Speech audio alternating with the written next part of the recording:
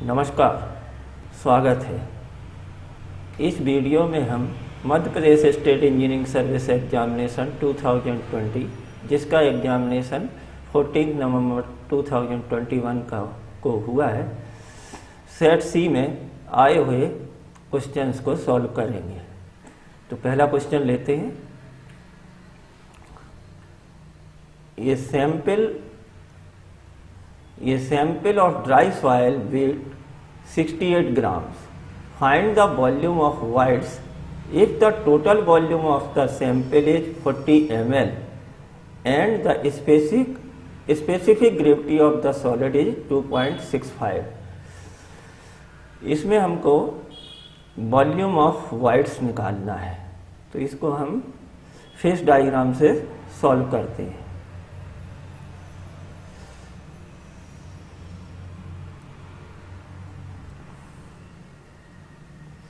Dry wait दिया है WD, WD किसके बराबर हो जाएगा? अपना वेट ऑफ सॉलिड, जो कि कितना है 68 ग्राम। Volume of solid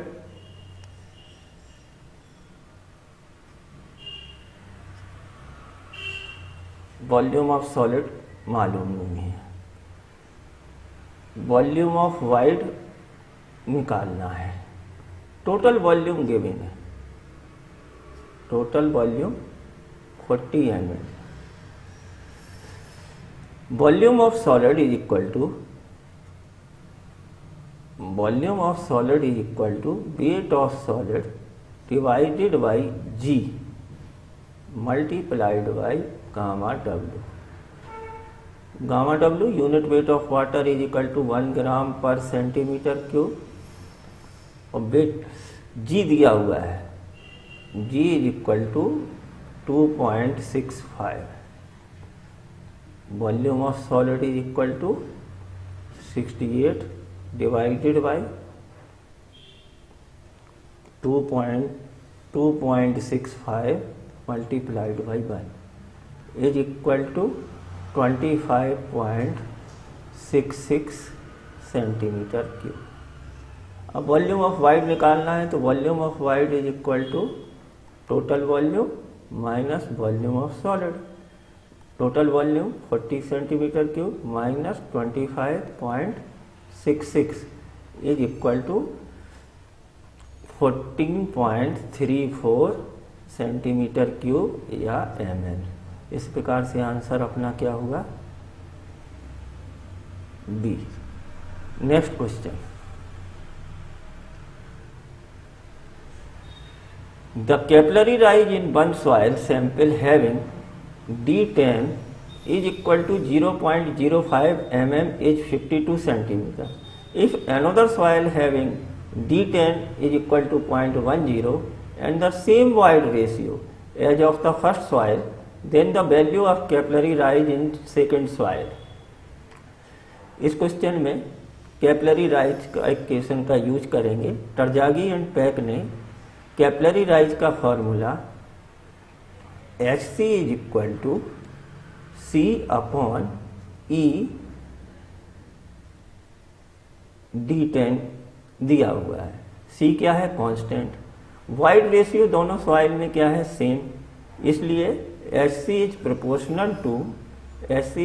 inversely proportional to D10। First case में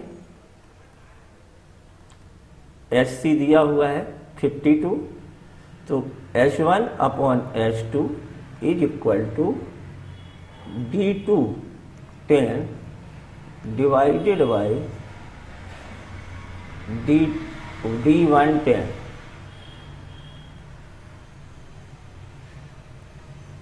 (52) divided by H2 is equal to 0.10। D1 कितना है? 0.05। ये वैल्यू हो गई 2, इसलिए H2 is equal to 52 divided by 2 is equal to 26 centimetre. Answer हुआ आपका B. Next question. The surface of a saturated clay deposit is located permanently below the ground water table. Figure draw कर लेते हैं। ये ground level है, water table ground level पर ही है। The clay has a natural water content of 43%। ये clay है जिसका water content W is equal to 43% दिया हुआ है। स्पेसिफिक ग्रेविटी भी दी हुई है, G is equal to 2.70। Find out क्या करना है, vertical intergranular pressure at a depth of 11 metre. Means ये जो पॉइंट है जहाँ पर अपने को निकालना है इंटरग्रेनुलर प्रेशर, उसकी डेप्थ है 11 metre. Intergranular pressure in means effective stress या effective pressure, sigma dash is equal to total stress minus pore water pressure. पहले टोटल स्ट्रेस निकालेंगे, फिर पोर वाटर प्रेशर निकालेंगे। टोटल स्ट्रेस सॉइल के ऊपर depend करेगा। सॉइल कैसी है, सैचुरेटेड, तो gamma saturated multiplied by Z. Gamma saturated निकालने के लिए हमको पहले gamma saturated is equal to gamma saturated is equal to G plus E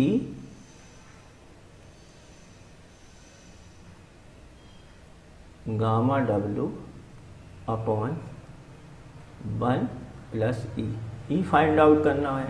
saturated soil है तो E is equal to WG। Water content 43% means 0.3 multiplied by specific gravity 2.70। ये value आ गई है आपकी 1.161। इससे गामा सैचुरेटेड निकाल लेते हैं। Gamma saturated is equal to 2.7 plus 1.161 divided by 1 plus 1.161 unit weight of water 9.81 kilo newton पर मीटर क्यूब। गामा सैचुरेटेड आ गया अपना, गामा सैचुरेटेड आ गया है अपना 17.50 किलो न्यूटन पर मीटर क्यूब। अब total stress is equal to gamma saturated multiplied by Z. Gamma saturated 17.50 multiplied by 11 metre is equal to 192.60 kilo newton पर metre square. Pore water pressure is equal to gamma W into Z. Gamma 9.8 multiplied by 11 is equal to 107.8 kilo newton पर metre square. तो effective stress कितना हो गया, effective stress is equal to total stress 192.60 minus 107.8 is equal to 84.8 kilo newton पर metre square. Means answer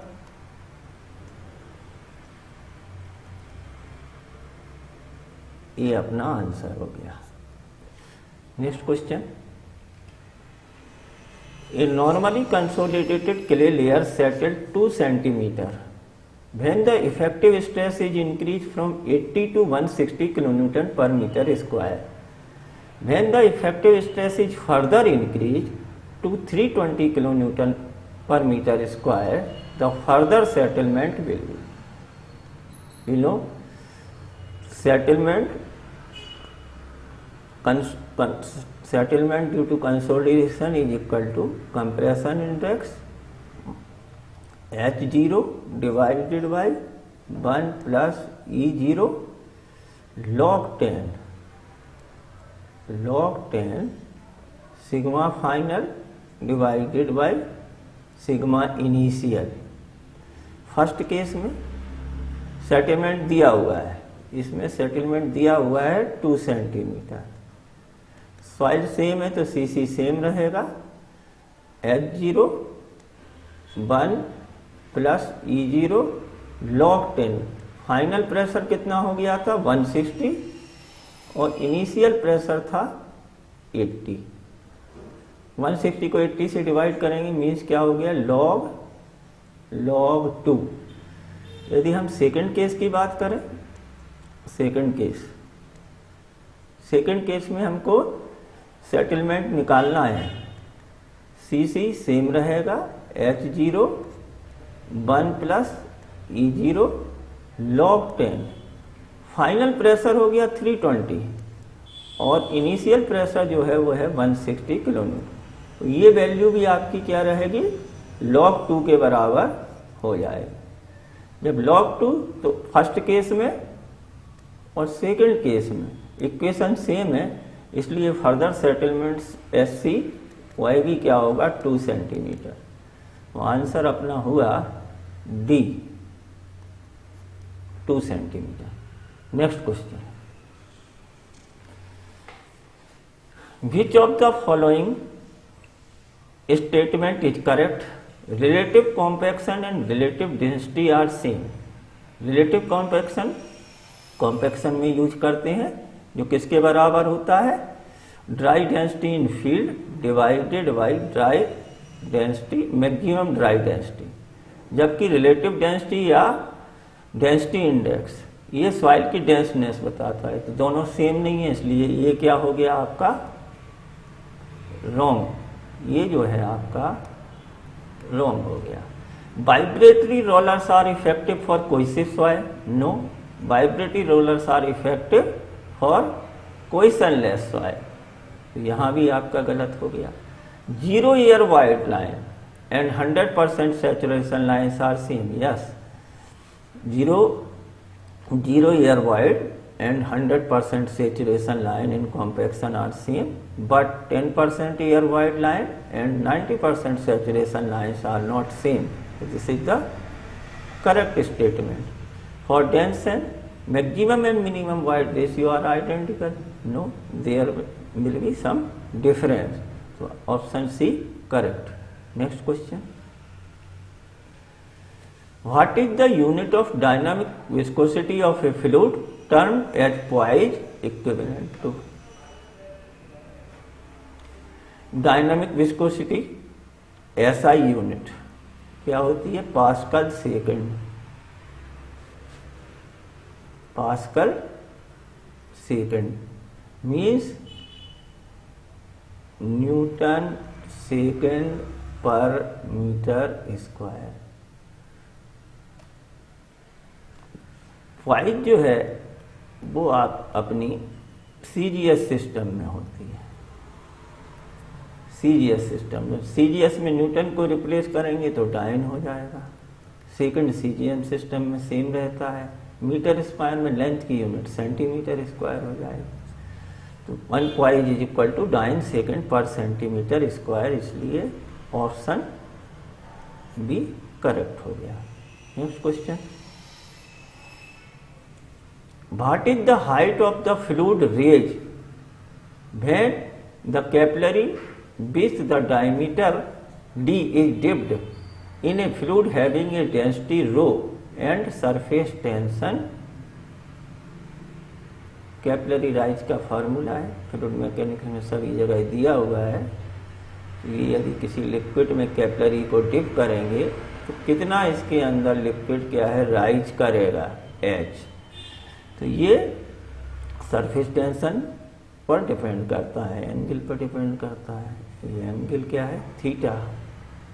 तो liquid के weight को आप सरफेस टेंशन के वर्टिकल कंपोनेंट से इक्वल कर देंगे तो अपने को मिलता है H is equal to 4 sigma cos theta divided by rho g D.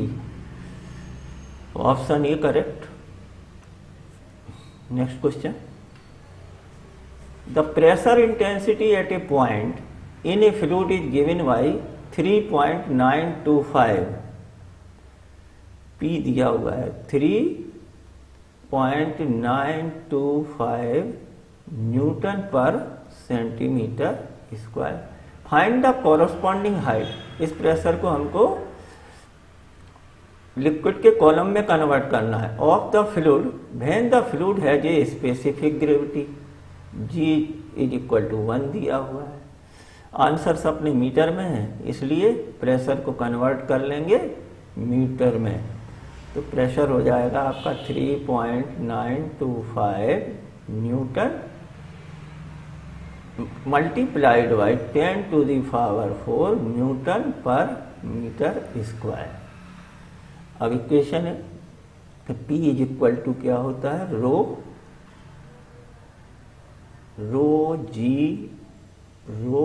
Ji h. 3.925 into 10⁴ is equal to rho. Unit weight of water 1000, इसको मल्टीप्लाइड करेंगे 1 से तो फ्लूइड का आ जाएगा। G is equal to 9.81।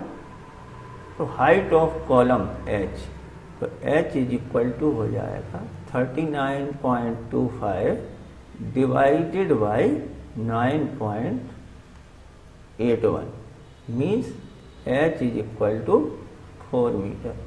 Option C is correct.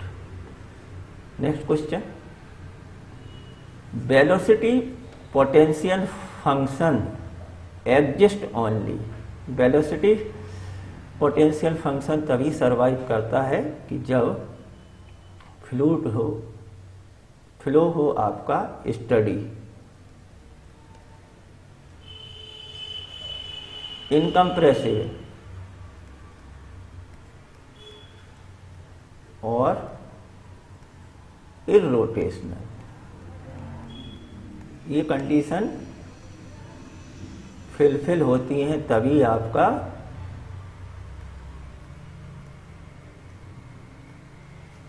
Velocity potential exit करता है। Next question.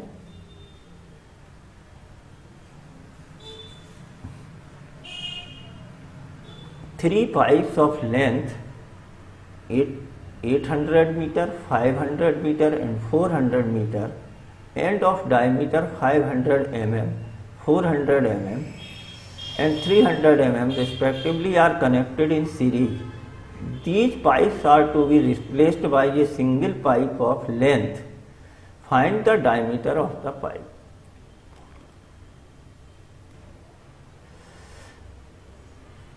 तीन पाइप्स हैं अपने पास।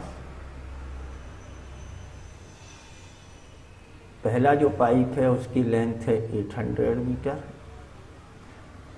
और उसका डायमीटर है 0.5 मीटर। सेकंड पाइप जो है उसकी लेंथ 500 मीटर है और उसका डायमीटर 0.4 या 400 mm है। थर्ड पाइप है उसकी लेंथ 400 मीटर है और उसका डायमीटर 0.3 मीटर है। तो इनका इक्विवेलेंट पाइप अपने को निकालना है। वैसे लेंथ देना चाहिए थी, लेंथ नहीं दी है, इसलिए हम लेंथ को एज्यूम कर लेंगे तो तीनों पाइप की लेंथ के बराबर है। तीनों पाइप की लेंथ कितनी हो जाएगी, 800 + 500 1300 + 400 = 1700। इसको हम रिप्लेस करेंगे इक्विवेलेंट पाइप से जिसका डायमीटर है। जब पाइप सीरीज में कनेक्टेड होते हैं तब LE/DE5 is equal to L1/D15 plus L2/D25 plus L3/D35। LE is equal to 1700 divided by D निकालना है।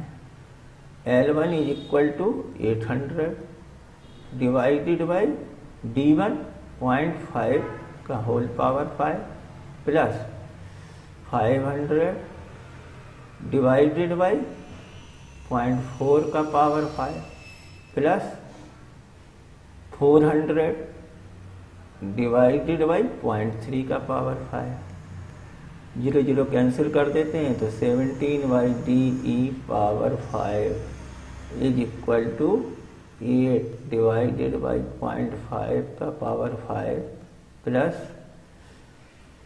5 डिवाइडेड बाई 0.4 का पावर 5 प्लस 4 डिवाइडेड बाई 0.3 का power 5।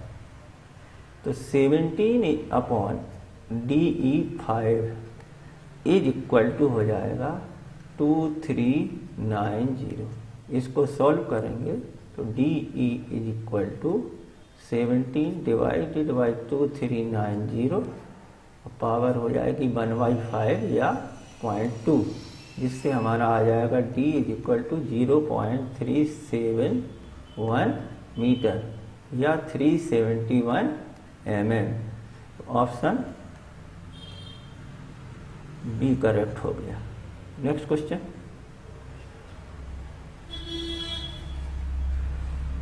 The carbonate and non carbonate hardness of a water having a total alkalinity of 200 mg per liter at CaCO3 and 120 mg per liter of Ca and 60 mg per liter of MgH ions. Calculate the total hardness of the water in mg per liter at CaCO3। Alkalinity दी हुई है 200 mg per liter, लेकिन हमको निकालना है total hardness in terms of calcium carbonate. तो total hardness in terms of calcium carbonate is given by calcium ion in mg per liter multiplied by combining weight of calcium carbonate divided by combining weight of calcium plus magnesium ion in mg per liter multiplied by combining weight of calcium carbonate divided by combining weight of magnesium। Value put करते हैं। Calcium ion इन mg पर litre कितना दिया हुआ है 120।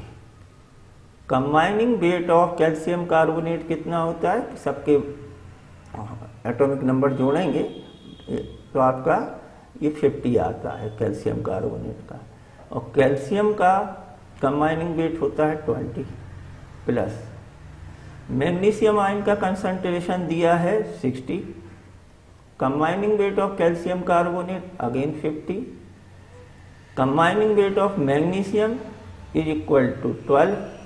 इनको solve किया, ये वैल्यू आ गई है आपकी 20,300 और ये हो गई है आपकी 5 to 50 means 550 answer B correct हो गया।